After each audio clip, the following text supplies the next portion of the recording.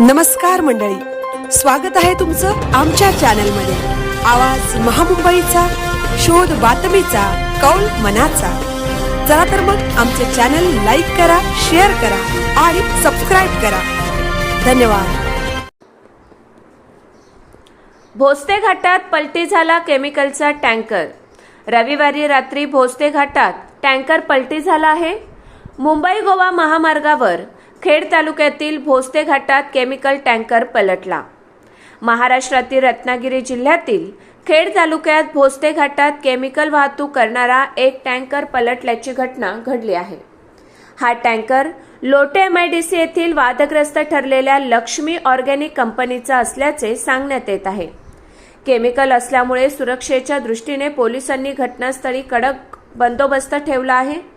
तसेच अग्निशमन दलाची टीमही तात्काळ घटनास्थळी दाखल झाली असून परिस्थिती नियंत्रणात आणण्यासाठी प्रयत्न सुरू आहेत। सध्या कोणतीही जीवितहानी झाल्याची माहिती समोर आलेली नाही, मात्र प्रशासन पूर्णपणे सतर्क आहे। आवाज महामुंबईचा चॅनेलसाठी देवेंद्र जाधव, खेड। लक्ष्मी ऑर्गॅनिक कंपनीचा पिपासचा फायनल प्रोडक्ट असलेला टँकर पलटी झालेला आहे। भोसते घाट खेड येथे सदरचा टँकर हा पिपासनीच भरलेला असल्यामुळे हे घातक द्रव्य आज भोसते घाटामध्ये पडलेलं दिसत आहे। टँकर पलटी झालेला दिसत आहे। कोकणाची वाट लागण्याच्या तयारीला सुरुवात झाली आहे। सतर्क रहा आणि विरोध कायम ठेवा लक्ष्मी ऑर्गॅनिक कंपनीच्या विरोधात। अग्निशमन दलाची गाडी आलेली आहे, पोलीस बऱ्यापैकी आहेत, PI साहेब स्वतः खेडचे आलेले आहेत। सदर टँकर हा अतिशय दुर्गंधी व घातक असल्याने इथे बंदोबस्त ठेवण्यात आलेला आहे। याची दक्षता घ्यावी। सर्वसामान्य लोकसुद्धा रस्त्यावर आलेले आहेत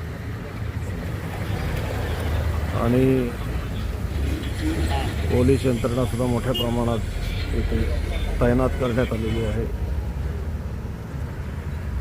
अशा पद्धतीने कोकणाचा ऱ्हास होणारं हे जे विघातक असलेलं रसायन लक्ष्मी ऑर्गॅनिक कंपनीतून बाहेर पडलं आणि हा टँकर भोसते घाटातच पलटी झालेला आहे।